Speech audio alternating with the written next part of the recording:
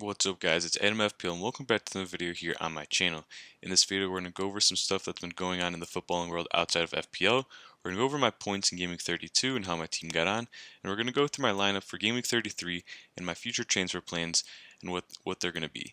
If you guys enjoy the content, subscribe if you're new around here and drop a like on the video as it greatly helps out the channel. So I just wanted to briefly touch on the European Super League as it's caught pretty much every footballing fan in the world by surprise. So a couple of days ago, 12 of the biggest teams in Europe were kind of unveiled a plan to launch this thing called the European Super League, which basically is some of the biggest clubs competing against each other and inviting 5 other teams to compete every year, and this would be at the expense of the Champions League most likely. So the Premier League teams involved, as I have here, would be Arsenal, Chelsea, Liverpool, Manchester City, Manchester United, and Tottenham.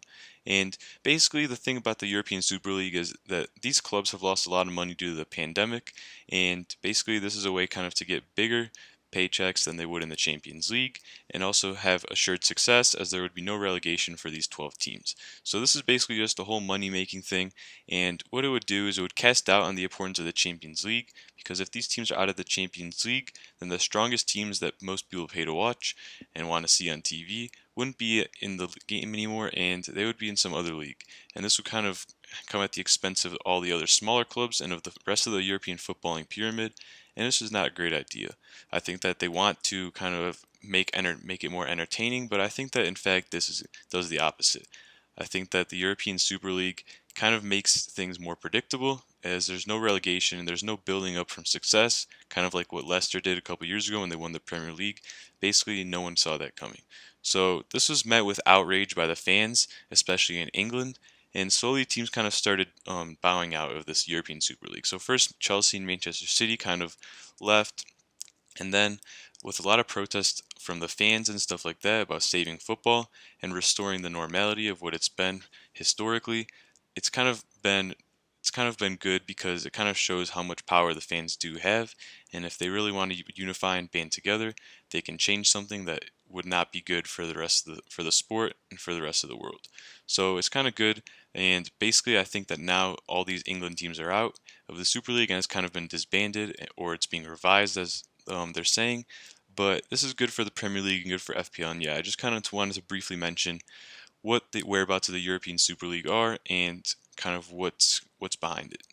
So now off of the European Super League talk, let's go into my points for Game Week 32. So Game Week 32, I got 65 points. I played my triple captain, and I'm recording this right after the Manchester City game, so I still have one more player to play. I have Iheanacho against West Brom tomorrow, but yeah, this is kind of how the team's shaping up. 65 points with Iheanacho to go. If we go to my live FPL page, we can see that currently I'm at 51k after auto subs with one player left. And I don't think this will change too much because no one owns really West Brom players other than Pereira, and Vardy is quite low owned around my rank as well. And also no one really has Leicester defenders. So this is kind of around 50k what I'm looking at. Hopefully Iheanacho scores a goal tomorrow or something. But yeah, I'm looking at a nice green arrow right now, up to 51k. But if we go back to my page right here, we can see that I played my triple captainship, and to end it, I'll talk about that in a second. It kind of was a tale of what ifs. But we have Mendy and Aspi, my Chelsea defenders, who both didn't play. I think they get a deserved rest. And yeah, I think they'll be back next week, but both got 0 pointers. And of course, unfortunately, Forster didn't play either, so I won't have any goalie points this week. But Velman will come in for Aspi, which is a nice welcome 6 points. We have Shaw and Holding, who both conceded against lowly teams, which was quite disappointing. And yeah, the Liverpool guys, Jota and Salah. Salah came on as a sub, didn't really do much, and Jota was creating a lot of chances, but he didn't get any returns. We have Lingard, who scored a lucky penalty against Newcastle, hit the post, but Lingard just is a man in form, and he just keeps going and going. We have Fernandez, who blanked again, kind of concerning, but I'm going to keep him for at least one more week because he has this Leeds fixture, and we know how Leeds are open, and they concede a lot of chances. We then have Son with 12 points. He had the double game week, as did Kane, and Son scored a nice goal. I think it was a penalty today in the closing minutes of the Southampton game, bringing him up to 12 points. We then have Kane, who I triple captained, who got 12 points, tripled to 36. Unfortunately, he did not play the second game against Southampton as he picked up a late injury in the first Everton game, but in the Everton game he did really well. He got 2 goals. I think both were off mistakes of the Everton center backs, but nevertheless, really happy that Kane got a great start to the week, and it was unfortunate that he didn't get to play the second game. And then have Iheanacho, who still is yet to play against West Brom tomorrow. Forster and Phillips didn't play, and Veltman will sub in for Aspi. Nice Brighton clean sheet there to give me some good points from that Chelsea-Brighton game, and Vidra had a substitute appearance. So yeah, 65 points. I should be in around the 500k game week rank mark, which is always good. And yeah, let's go to my team for game week 33. So in game week 33, there's going to be a blank game week for Manchester City guys and Spurs players, as they have the EFL or maybe the Carabao Cup final, so one of those two. So I'm going to have those guys on the bench, of course, but luckily I have a full 11 of players, assuming everyone's fit, and I'm even holding on the bench. Mendy and Aspi against West Ham. This is actually a big game for my Chelsea boys, and I think they'll come back into the side as West Ham are right on our tail in the top 4 race, and I think that the winner of this game will have a lot of momentum, a lot of confidence going into the rest of the season. So big game here. I don't really know what will happen as both teams are kind of doing well right now. We have Shaw against Leeds. Good attacking fixture. I think Leeds will score as they do against most teams, but I really like Shaw's attacking threat with the crosses he puts in here. Phillips and Veltman both have good fixtures against Newcastle and Sheffield. We have Liverpool boys Jota and Salah against Newcastle. Good fixture. Salah's rested. He's currently my captain, and I back the guys to do well here against Newcastle. Fernandes against Leeds, like with Shaw, Leeds concede a lot of chances and are very open, so I expect Fernandes to do well here, hopefully, as I'm keeping him at least one more week. We then have Lingard against Chelsea. Tough fixture, but he's the man in form in the Prem right now, and I don't think I can drop him no matter the defense, no matter the team. We then have Vidra against Wolves, Iheanacho against Crystal Palace.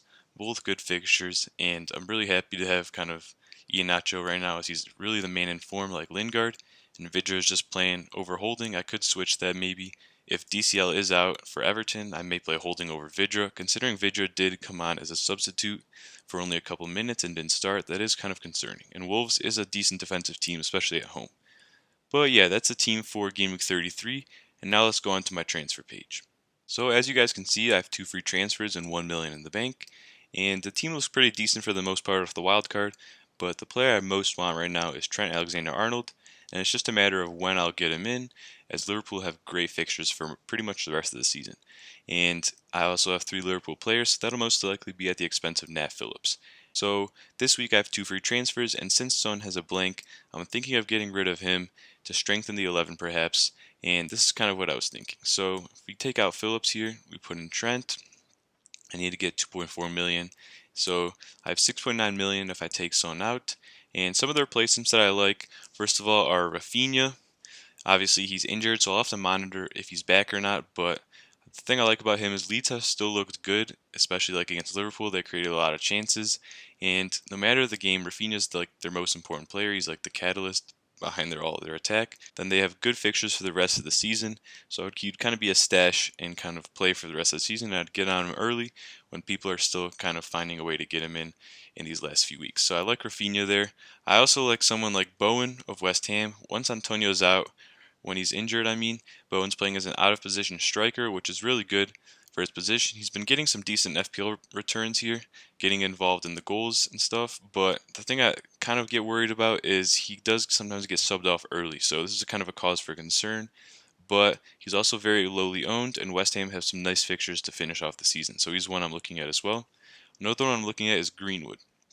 Now, Greenwood is kind of the revelation. He's been kind of backed by a lot of managers on Twitter I've seen recently. He's been getting goals in 3 consecutive games here, and he's a differential. He's looked pretty good. The thing I like about him is he shoots the ball a lot. He has, I think, the most penalty touches in the last 4 game weeks of any player, and yeah, he's just getting involved in a lot of the chances. He also has a very powerful shot, so when he shoots, it's often a great chance for someone to rebound or to score. So yeah, this is kind of good. With Greenwood, the thing I do worry about him is his expected minutes with Manchester United still being in Europa League.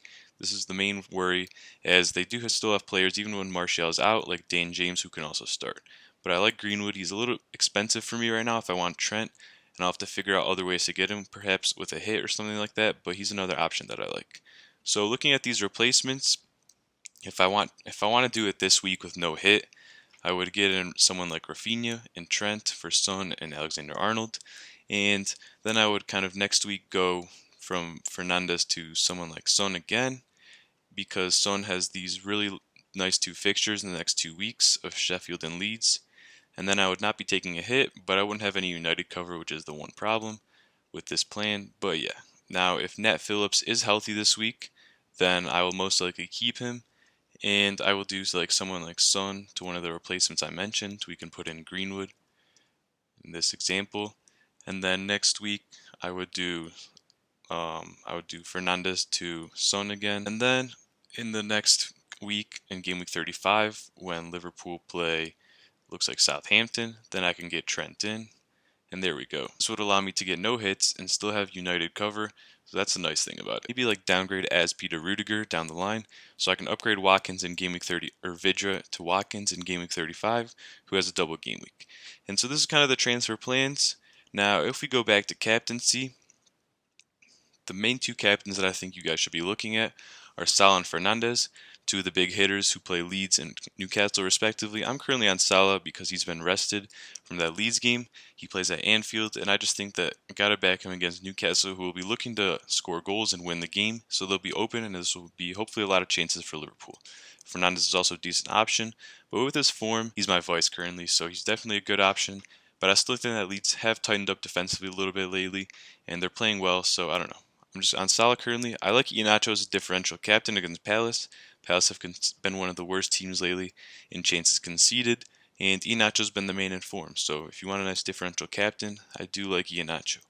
Then I also like Trent as a captain, perhaps if you have him. Clean sheet potential and attacking returns. And that's kind of my thing on captaincy. Short and sweet this week, but yeah. So that's going to wrap up the video, guys. If you guys made it this far and you guys enjoyed the video, subscribe if you're new, drop a like, and yeah, let me know if you have any questions about your team, your transfers this week, who to captain, or even about the European Super League. I'll be happy to reply to all comments. And yeah, it's Adam FPL, and I'll see you guys on the other side of the game week and in the next video.